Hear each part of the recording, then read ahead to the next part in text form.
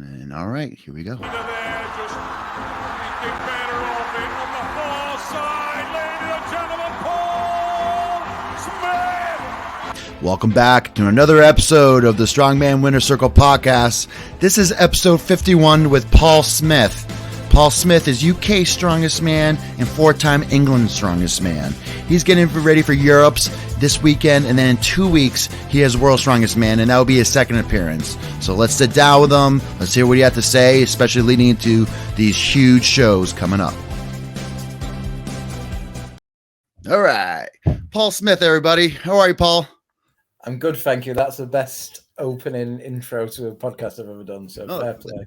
Thank you. I've been trying to mix it up a little bit. And then I realized on this, I was just telling you, I've been playing around with this new podcast setup. So I thought that I could do a little more intro and then add a little flavor to it. So I of course, appreciate that. But I want to get kind of right into it. So when I first heard of Paul Smith, this is probably back in 2016. So you were competing at the U23 against Nick Hadge, Iron BB, Tom Stoltman. And then did you go on to win the U23 show in 2017, the year after? Yeah, so it was quite fortunate that I competed. So I did the UKs juniors, which was quite a big thing at the time. So in 2014, I came third to Tom and a guy called Matt McCoy, who actually won. He beat us both. And then in 2015, I won that competition. Tom was in second. And then in 2016, I didn't do the juniors because I thought, well, I've won it once. It'll be a tough comp, there's kind of nowhere else to go after that. And then they were talking about the World under 23s, and it sounded like it wasn't going to happen. So I never did the qualifying comp. Tom won the UKs, and then him and another guy, Ashton Reed, were going to go over. It turns out it was happening. It was a really big event, and I kind of really almost missed the boat with it. But thankfully, someone pulled out, so I got like an invite like a week before to go over. I went there. It was absolutely fantastic competition. Like I say, Bibby was there. Nick Hadge ended up winning. Really, really good weekend. Really good battle. So I ended up coming second to Nick, and then went back the next year, same place in Canada, and managed to get the win. So that was a really big career highlight. So I think that took off because then you competed at Worlds in 2018 in the Philippines as an alternate, correct?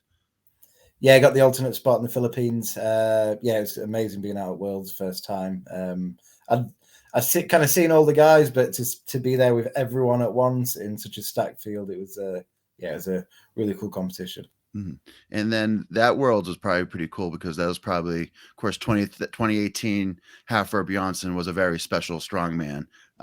Maybe one of that particular strongman being potentially one of the best versions of himself. And of course, in that one you could go up against any other year or other strongman in terms of their peak. So that was kind of very special. But yeah, Phil me, of course, I have a decent picture, of course, of taking a look. Strongman Archives, been following you kind of since then. But yeah, give us a little snippet in terms of between since 2018 and of course now.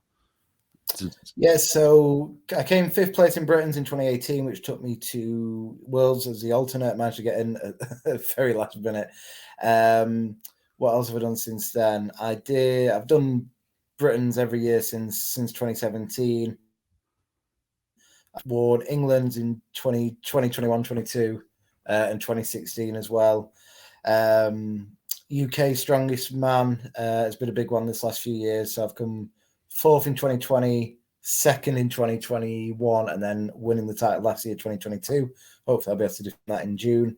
Last year was a big one for me. I got to do the Giants Live at the Royal Albert Hall, and I got to do the Giants Live at the at Glasgow, the World Tour Finals. So that was good to get back on some international competitions.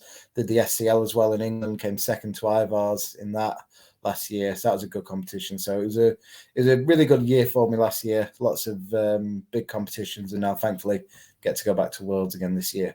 Yeah, carrying all that momentum. So on average, how many competitions do you do a year? Well, this varies quite a lot because earlier on it was probably 5 or 6 a year. In 2018 and 19, I only did a couple of competitions a year.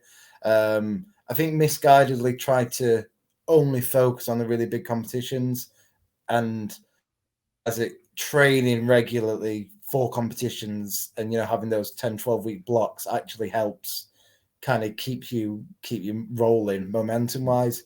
So I was still training all the way, but I think having these big gaps didn't really help me too much. But then the last few years, it's been again 5 or 6. I think I did 7 last year, which was quite high. And to be fair, this year I'll probably end up doing 7 again. But yeah, normally 5 or 6 is a decent average. Yeah, of course that's very exciting. Of course, I enjoy competing, and of course, the training is always fun and great. But when you can really kind of show off what you can do to the world or what you do to your crowd, I imagine. Of course, just you can see the excitement face in the intro when you were able to show off kind of your talents and of course, what you've done in Strongman in front of your home field of Sheffield, hometown, I should say, of Sheffield. That looked pretty awesome.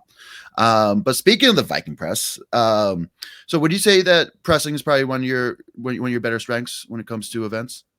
It's definitely up there. I'm not, well, maybe more so now. I'm not really known as a presser. I'm one of those guys I've always been a good presser, but not, you know, one of the big names. But I have done well. Like axle press is a brilliant event for me. Dumbbell press now is a really good event for me.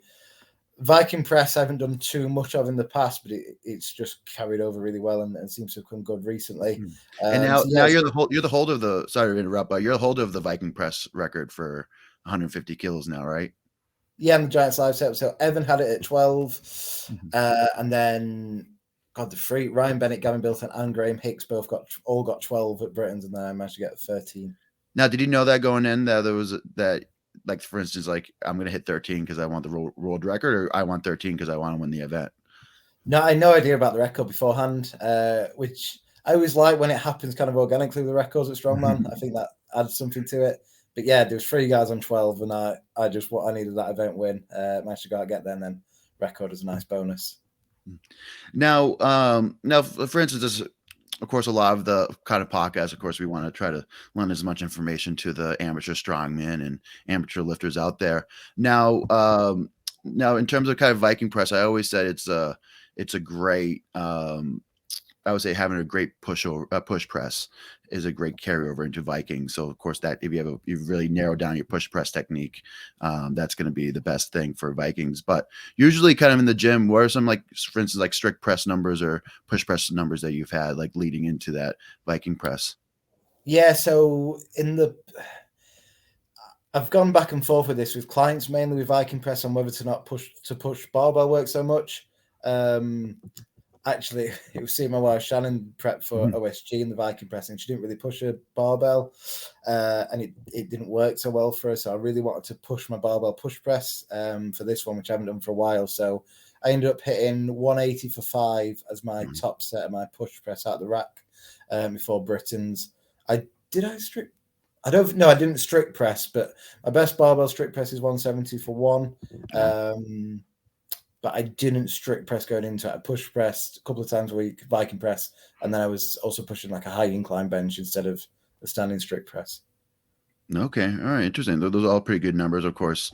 As I'm kind of transitioning as aspiring heavyweight, I always like to kind of know what kind of people there, but that's of course good goals to look for. And I guess our listeners will appreciate it too.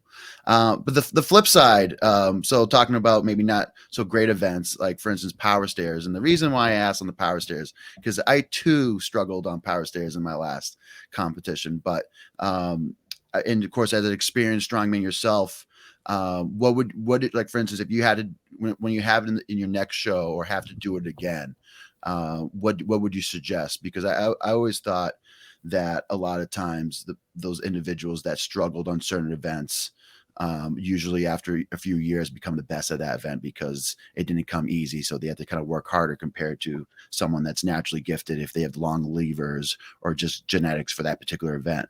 But do you have any kind of suggestions for someone like myself or someone that, of course, wants to get better at power stairs?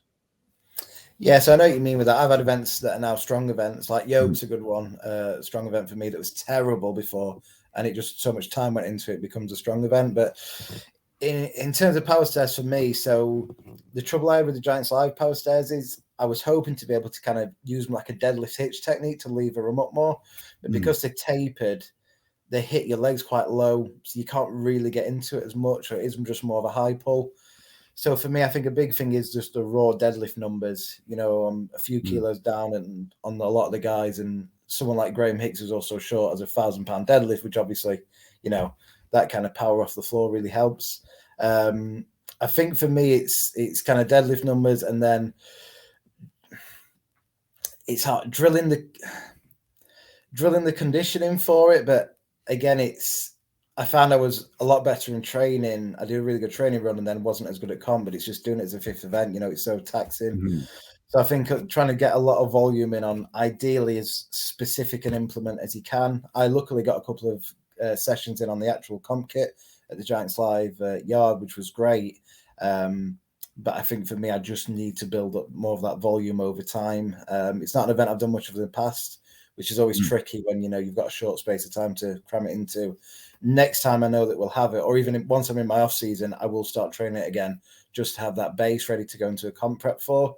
Because it's, you know, it's going to come up again and it's going to expose me if I don't work on it. So I think getting as much time as possible, and it's one of those where if you think it's going to come up soon, be working on it in the background, ready for if it does. You know, you don't want to get caught out with 6 or 8 weeks and you're trying to focus on that with all your other events.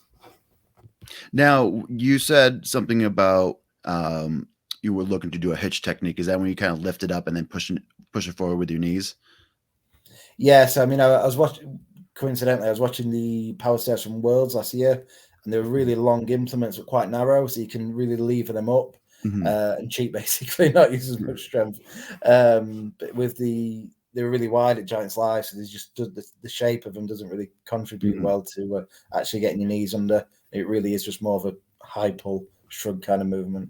So to get better at that, you said, of course, kind of raw deadlift numbers. So what do you think doing just like a regular deadlift from the floor, or are you thinking like more elevated pulls to get better at that movement? Or maybe like a Ukrainian deadlift, perhaps? Yeah, true. Because it is an elevated pull. I mean, I was trying some high pulls because I do a lot of weightlifting, and obviously you do yourself. But I found that the kind of back angle clean pull style wasn't really carrying over with the implement. I have done sumo block deadlifts in the past, which I think were a really good one for building up specific volume. Maybe not so much even that pure strength, but kind of feeling your glutes afterwards, you know, muscles that you really feel fatigued after power stairs. So it's kind of like 15, 16-inch sumo pulls. I found really good for that. I was doing those in like sets of 12 to 15. So that's probably something I'll add in for the next training block. But obviously, you can't put everything in at once because you've still got the other 4 or 5 events to train for. All right, interesting. But that, of course, those are all pretty good tidbits.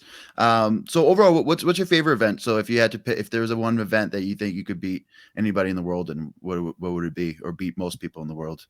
So I'd say my favorite event to do is Farmers Walk. It is one I'm good at and have a pretty high success rate. I like training it as well. I like doing any kind of grip work. So that's a really fun one for me. Probably if I had to pick one to save my life, it'd be front hold, but I get as bored doing that as everyone else just watching it. So that's probably my strongest event, but it's not the most exciting one. So when it comes, so you, of course, you say you like to do a lot of grip stuff. Now, do you think that like farmer success comes from training the actual implement or the accessories that you put into it, or kind of a combination of both? I definitely say with farmers, it's mostly about doing farmers and moving mechanic work. So I like to do a lot of single leg work, walking, lunge, Bulgarian split squats, and then a lot of footwork drills, basic things that mimic how you move with farmers. I think for guys that don't naturally have a great grip, there's a lot of carryover to add from specific grip work. But I think generally if your grip isn't bad, then just getting a lot of work in on farmers themselves is key. I think you can focus too much on the pure grip side of it and not actually focus on, you know, being good at moving. And obviously vice versa. You have some guys that are really athletic, they move very well, but they can't quite hold the weight. So then some more specific pure grip work as assistance is important. But I think it's all about finding where your strengths lie and not getting too caught up in, oh, I'm really fast with farmers, I'll get even faster. You know, see a lot of guys doing work with straps and stuff like that. It's great, but if that's not your limiting factor, you only want to go so far, and vice versa. You might have an amazing grip, but if you're not quick, there's no point being world class with your grip if you're not doing the work to move better with the actual implements. Now you mentioned about if your grip is decent, of course, focus on the farmers. But if you struggle with the grips, what are Paul's favorite takeaways in terms of getting your grip stronger outside of just doing farmers? So I like to start with, so you basically got farmers, you got a non-rotating handle, kind of a supporting grip, so holding it for time. So really simple ones I like to do are hang variations, single arm hang variations, because it's very specific. It's the same kind of grip you're going to do.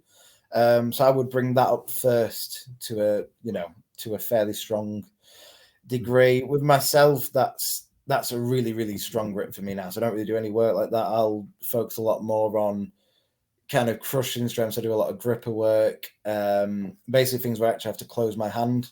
But again, most of my grip work is not really worrying about farmers, because my farmer's grip isn't, really a weak point at all. So I'd say if you're struggling on farmers to start with, get that kind of fixed grip, supporting grip where you're holding for time, and then get that up to a fairly strong level before you start looking at other stuff. But if you get that to a strong level and then your farmers still aren't there, it's worth branching out. But that will be my go-to.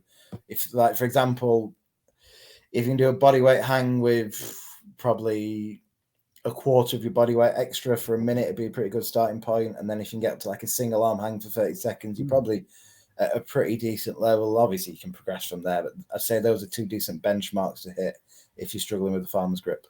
All right. Of course, those are all kind of great suggestions. But I did want to talk about some of the upcoming competitions that you have. And I found it was a funny kind of takeaway. So, of course, you're originally an alternate for Europe's. And, of course, Wide Pavlo pulled out. So they added you and Shane Flowers. Is Wide Pavlo that wide that they need two guys to fill in for him? I saw Loz comment. That was a good one. That was a very good one. Oh, you said the same thing? I saw Loz comment on the post. That was very good.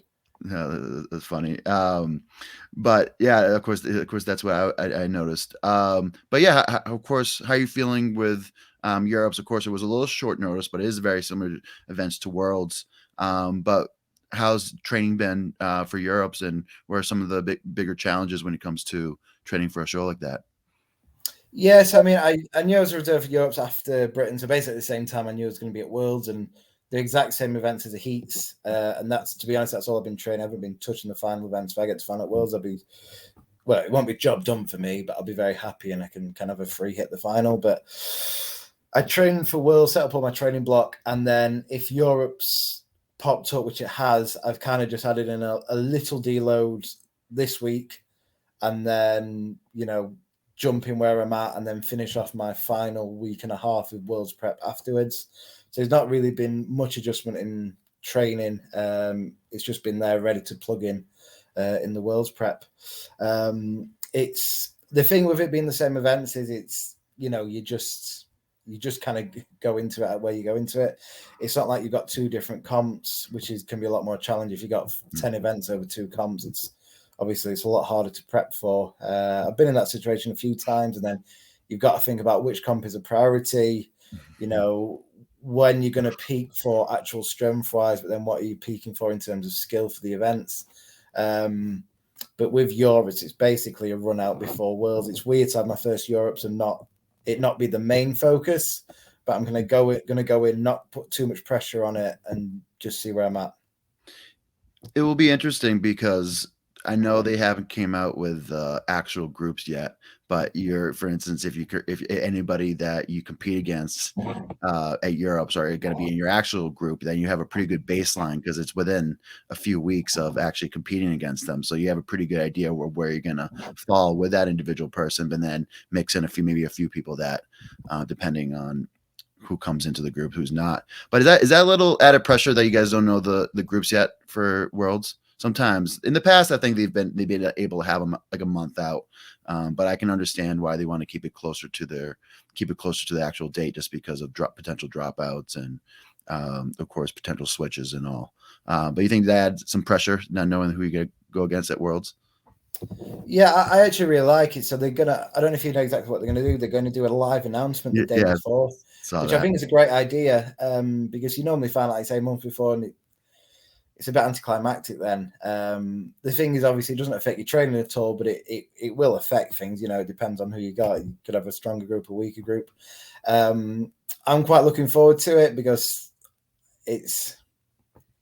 I think it'll catch a few people out, not loads, but I think it'll catch a couple of people out having that, doubt and finding out last minute. I think for me, it won't make much of a difference. So, if we can get a slight edge over one or two guys, that'd be great. But like you say, obviously, I'm likely going to have a couple of guys in my groups that are competing at Europe. So hopefully can get the edge over them. But I think it's a good idea. I think it'd be fun. I think it'd be exciting. And I think it'll just bring an added element of entertainment to the event. Yeah, I love it.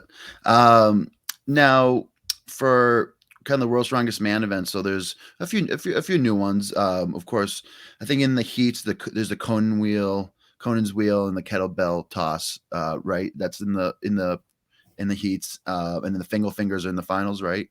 But all kind of events that we haven't really seen that much. Of course, there's always a toss. Usually there's a toss, but kettlebell, there hasn't been a toss in a while. But how do you feel about kind of those kind of old-timey events?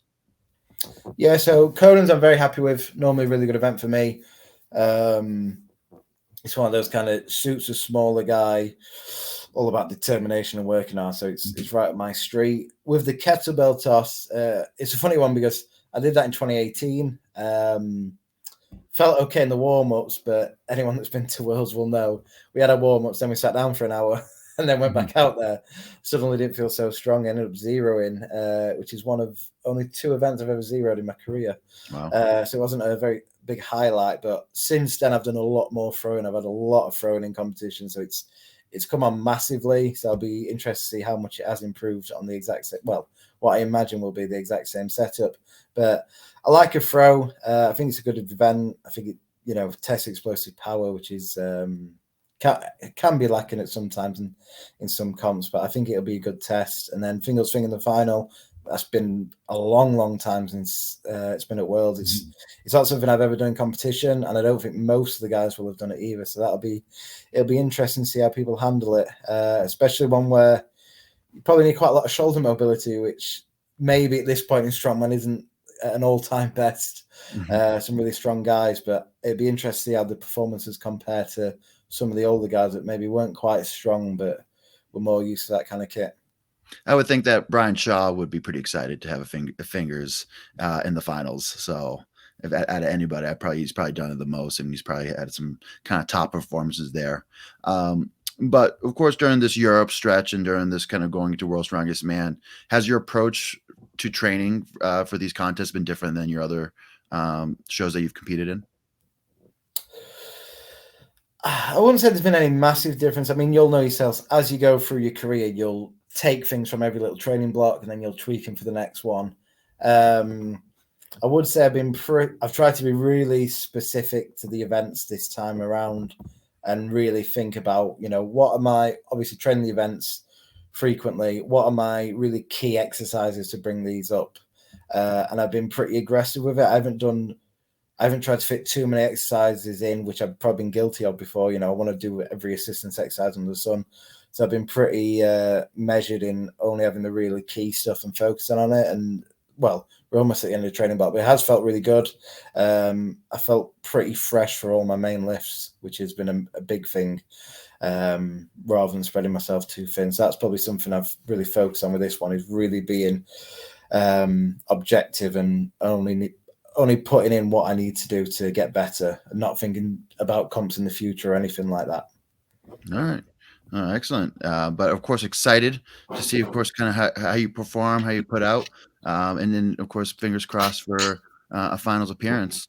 So in terms of, just in general, in terms of Strongman, of course, your wife, Shannon, is a big nutrition coach. Does she do your nutrition as well? Yes, it's just my nutrition, thankfully. Does she cook for you too? And she cooks for me too, yeah. So I cook occasionally for us, but most of the meals, she makes me cook my own breakfast, but other than that, she'll cook everything for us, which is a godsend, yeah. So before I met Shannon, my diet was probably pretty typical guy in his early 20s living on his own. It was not the best for an athlete. And since I've been with Shannon, my nutrition's been about 5,000% better. And When did you guys meet? What do you say? When did you guys meet? It was 2019. Right. So what is it now? Is it coming up to 4 years? Mm-hmm. All right, excellent. So what are some the main concepts when it comes to in terms of like the she preaches or you follow when it comes to nutrition? Is there any main pillars that she kind of goes by when it comes to nutrition, especially for a heavyweight strongman like yourself? So say with Shannon, what she's really good at is kind of the micronutrient side. Like she's very big on variety of meals, and she doesn't like seeing, when people have set meals and that they'll kind of eat all the time. So her knowledge of kind of vitamins and some stuff that I've never even heard of is really good. So we eat quite a varied diet, which is good, and it keeps it interesting too. But she's very big on kind of blood tests and health markers, something that I'm not as big on, but I'm trying to get into it and just keep it on top of all the levels. So it's obviously hitting your macros and hitting enough protein, etc. But the big thing we've found with Shannon is hitting all the micronutrients and how much better I feel like that. I don't get ill anywhere near as much as I used to. I used to get ill all the time and feel overtrained often, but now that's much rarer. So yeah, it was just kind of really coming from a health point of view and making sure everything's there to be recovered and feel good. And then obviously that leads into your training being good. That's similar to what Stan Efferton or like the vertical diet kind of preaches, right? It's the macronutrients. That's why he's always a huge component of steak over like fish and chicken. Of course, certain rices compared to maybe like brown rice. Anything that has that's macro or micronutrient dense is what, of course, he preaches. So yeah, that's a pretty cool tidbit.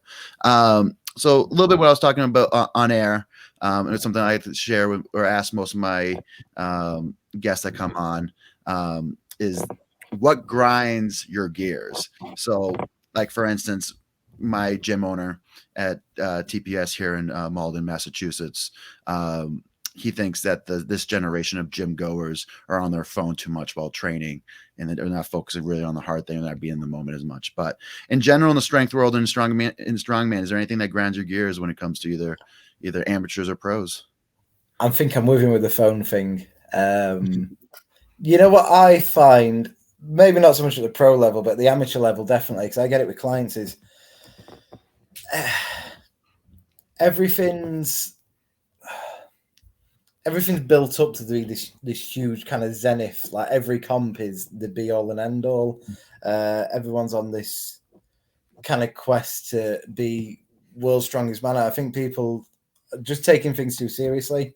I see that a lot because when I got into still now I do it for fun. I compete for fun. Obviously, there's everything else that comes with it, thankfully, but I do it because I enjoy it. And you see guys that are like, I'll give it my all to this sport. I'm willing to sacrifice everything. And it's like they're training for an intermediate local competition. It's like, don't give everything. Just go out there, enjoy it. Don't stress too much.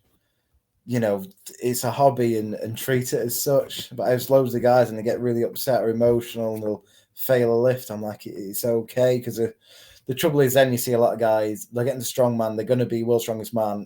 18 months later, they're not where they expect to be. And then they quit. So I think with strongman now, and social media is probably a big part to play. Everyone's posting all the time. Everyone's got stuff out there. When I started, we didn't really have that. Might have the odd video on a forum somewhere, but people are constantly posting stuff and thinking they've got to put stuff out there when really they can just trade and enjoy themselves and have fun with the training partners. So that's what we did when we started. It was all about having a laugh, and then thankfully we progressed. But that's interesting. Some people are like married to the outcome, but not the process, right? So the outcome being winning this intermediate show, so I could go on and win this regional or national, so I can go on and get my pro card, so I can go to World's Strongest Man, World's Strongest Woman, and become who I want to be. But it's usually people need to figure out it's the process that defines the individual, not the particular outcome of that day. But yeah, I've seen the quest and the journey from a lot of individuals, and I've even potentially probably been at fault in terms of like putting too much in terms of those local or intermediate level competitions where like you either have to win and I don't get the quite result, but then later on I realized that it's the process that matters. But Of course, that's a fun little tidbit. So one question that I like to use too, I got originally got from my buddy William. When did you realize your potential in the sport of strongman? Other strongmen have like a particular moment when they realized, or sometimes a gradual process. For myself, it was the 2015 Arnold Amateur when I made it to the kind of main stage, and I was competing against two guys that have placed at World's Strongest Man 105 kilos. So, and I was going toe to toe with them. I realized if that I do have quite a bit of potential. I'm younger than these individuals. I can go out and do pretty well. But when did that moment come for Paul Smith in the sport of strongman that you really think that you have a career and could go to World's Strongest Man one day? Yes, I've had a few over the years. I mean, I started really young. I was 16 when I started, so I've had kind of a long build up. I'd say the first one on a very small level of in terms of being strong was I used to train at a local gym, and it was mostly bodybuilders. And they all used to one day do deadlifts in like the leg room, and they'd all be screaming and shouting. And I never really went in and watched, but I assumed they'd be pulling these huge weights. And I went in and they were all pulling around, I think it was 210 kilos. And it was like 10 kilos more than I could lift. And, I was coming in from school and I was like, all right, I'm doing all right here. That was before I'd done any competing. That was the first one I was like, oh, I'm pretty strong. And then in terms of competing, I'd say my second comp, it was an opens comp. It's quite a light one, but there were some guys that had been to UK Strongest Man. And I came mid-table in there. So it wasn't this, oh my God, I've won this competition. I'm going to be amazing. But it was, I'm already at a decent level against guys that are in the 30s that have been competing on TV. And that really gave me the push to go into like my first, what would be full season and know that I could do well. So I'd say those are two big ones. And then you have little ones along the way.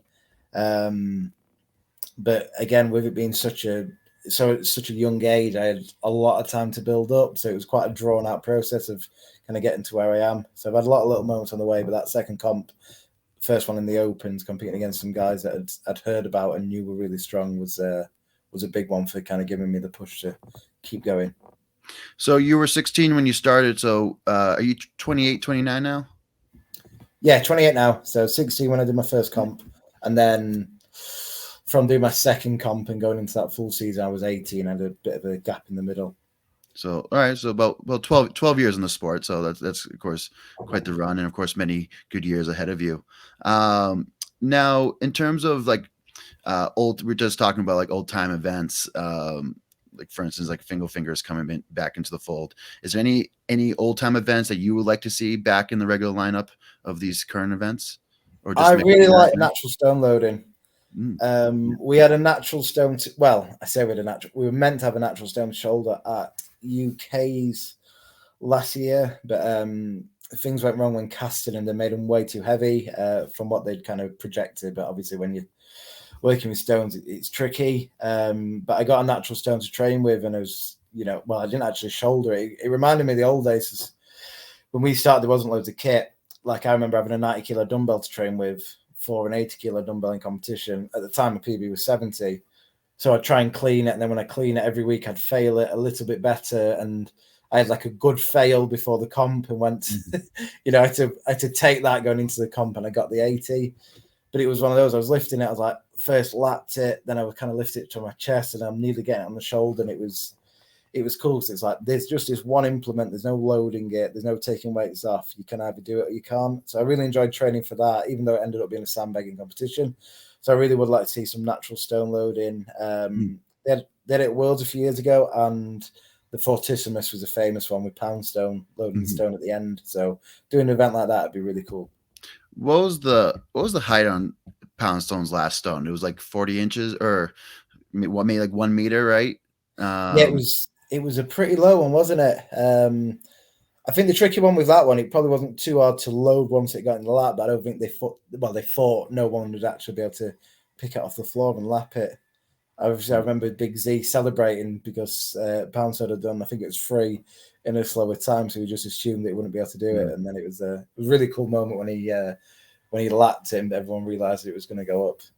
Of course, that was great. Poundstone being kind of local to New England area, so of course I've run into him a few times. Of course, someone that I looked up to, especially kind of starting the sport. I remember him coming to a contest in 2013, and people were like, "Oh, that blue Subaru, that's Poundstone's all tricked out at the time." So of course everybody was excited when he came through. But when you started the sport of strongman, was there certain strongman that you looked up to, or certain strength athletes that you took notice that you were like, wow, I want to be like that guy one day, or I really appreciate what he does? Yeah, so the few of my favorites. So Poundstone was a big one because Poundstone always used to have the training montages before Worlds and the Arnold. I'm sure you'll have watched a few of them. And he released those, and those are really cool because back then there wasn't a great deal of strongman content, especially that was quite well put together. So me and my mates always used to love watching those. So Poundstone's a big one for me because not being the biggest guy, really strong, really well-rounded, well-prepared. He was someone I looked at. Vitautas Lalas was probably the biggest one for me. Again, another little guy that did amazing, like almost from Worlds in 2012, won the Arnold in 2013. So he's probably one of my favorite strongmen from being early in the sport, and I've got to spend quite a bit of time with him over the years, which has been really cool. And then probably Graham Hicks on the UK scene, another guy that I looked up to when I was getting into strongman. Managed to train with him quite early on in my career, so he's the kind of first big name that I trained with. So that was really cool, and quite good mates with Hicksy now, which is nice that I could kind of watch him growing up and then get into it really at a high level and get to know him. And then Big Z's kind of always been my absolute favorite strongman, that much different type of athlete to me. So not one I probably got as much from, but it's one I just enjoyed watching just because he's so dominant. I got the pleasure of having Vititis on the podcast, and I think that's one of my mom's favorite podcasts, just because how like blunt and straightforward he was when he was talking. He was like, "There's no tricks, there's no this. You just got to put in the work." You kind of told it how it is out, because I was always like, "Oh, Vititis, your arms are so huge, 23.5 inches." I don't know what's that in of course centimeters. Oh, we don't do centimeters for it's always inches for arms. It's just, all right, so 23.5 inches. I said it's like huge. He's like, you don't want big biceps, you want smaller biceps. So like my biceps were too big. I'm like, oh, all right. Like I was like, that's what I was like striving for. I'm like, well, maybe the Titus is right. I don't want to pull a bicep or tear it, which is super common. So again, he told it how it is, but that was fun. But for you, Paul, of course, kind of moving on to kind of a next question. When everything is said and done, what are you looking to have accomplished in your strongman career? So for me, I've won UK's Strongest Man, which is a big goal. Two of the big goals for me are winning Britain's Strongest Man and winning World's Strongest Man. Obviously, there's loads of big comps that I would love to win, but those are the two main goals, which is why being back at Worlds this year is such a big thing for me. And I'm really, really looking forward to it. Like, I'm excited for all the comps, but this one is one I'm really looking forward to get back there, to put in a much better performance than I did the first time, and really get my name on the board and start working my way up the ranks. So that's the big one for me, World's Strongest Man. Obviously the pinnacle of sport, and one I'm very excited to hopefully be at for the next few years. Awesome. And then you mentioned, of course, you did about 7 comps last year, probably do 7 comps this year. So you've already done, so after Worlds, you've probably already done 3, but what's your plan for the rest of the year? So if you know it. Well, that's the thing with Strongman. You're never always sure. So after, I've obviously got Europe's and Worlds coming up. I've got UK's Strongest Man then at the end of May. That'll be my next one after Worlds. And then after that, I'm not certain. I've got England's Strongest Man late in the year. I've got 2 England's Strongest Man competitions lined up so far because of federations. I'm hopefully going to do the Strongman Classic at the Royal Albert Hall, the Giants live show. That's not confirmed yet, but that's one I really want to do. And then there's another couple of possibilities, but again, it's a lot of it is up in the air so far. But definitely for me after Worlds is UKs, and then probably 3 or 4 more competitions after that for the rest of the year. All right, you'll be a busy man, of course. Gonna be kind of looking forward to it. So if people want to follow your journey and see how you do and all, where can they find you? Yeah, so probably best thing for me is Instagram. So it's Paul Swift 94. and I post a lot on there. I post a few times a week. Don't really do Facebook anymore, and I do have a YouTube channel that I sporadically say I'm going to bring back, but it's tough unless you've got a guy there actually, pushing a lot you of work. Yeah, it's a lot of work, and you just give Shannon a camera, and then like the wives have been taken over as the camera people I've seen lately. I think I'll probably do that once I buy a camera, kind of force it on Abby, but you can give Shannon a camera. Yeah, that's true. That could work. To be fair, my YouTube are mostly big cats. I don't know how much training would actually be on there, but yeah, Instagram if you want to look me up, Paul94, and there's plenty of ramblings and training videos on there. Perfect. But I'll have that up in the description. But those are all my questions for today, Mr. Paul. Of course, you're a great guest. A lot of information on there. So I hope everyone was taking notes, or maybe people re-listen, and of course apply some of those things, those tidbits, and into their own training. And as always, don't forget to comment, like, subscribe to the channel. And to finish off the show, what I've been doing is that, of course, I like to leave some word of advice for young strongman and amateur strongman out there. So what piece of advice do you want to leave the listeners? I'd say the biggest thing, if you want a single takeaway, do the stuff that you're hard at, do the stuff that you find difficult and that you're not very good at. That's probably the biggest thing that's taken me far in my strongman career. Don't focus so much on your strength, work what you're weak at, and over time those events will become your strengths. And you'll gain a lot of points from doing that, rather than just making your strong points a little bit better. Great words from UKs Strongest Man.